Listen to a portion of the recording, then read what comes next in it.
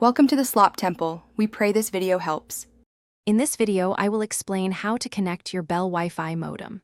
First, carefully unbox your new Bell modem and all its accessories. Make sure you have the modem itself, the power supply, and any included cables. Next, identify the fiber jack or the dedicated internet wall jack in your home. Having all your components ready will make the setup process smooth and efficient. Now, let's connect the essential cables. Take the white cable with the green end and plug it firmly into your home's wall jack, ensuring the correct orientation. Then, connect the other end of this cable to the corresponding internet port on the back of your Bell modem. Finally, connect the power supply to your modem and then plug it into a nearby electrical outlet. With the cables connected, it's time to power on your modem. Press the power button, usually located on the back or side.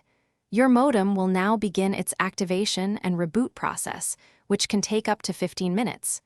You'll know it's ready when you see 3 solid white indicator lights on the front of the modem. Once activated, you can connect your devices. Find the Wi-Fi network name and password printed on the back of your modem and use these to connect wirelessly. For a wired connection, simply plug an Ethernet cable into any of the 4 yellow LAN ports on the modem and then into your device.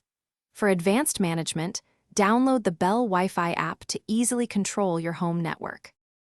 Thanks for watching. Consider subscribing if we helped you.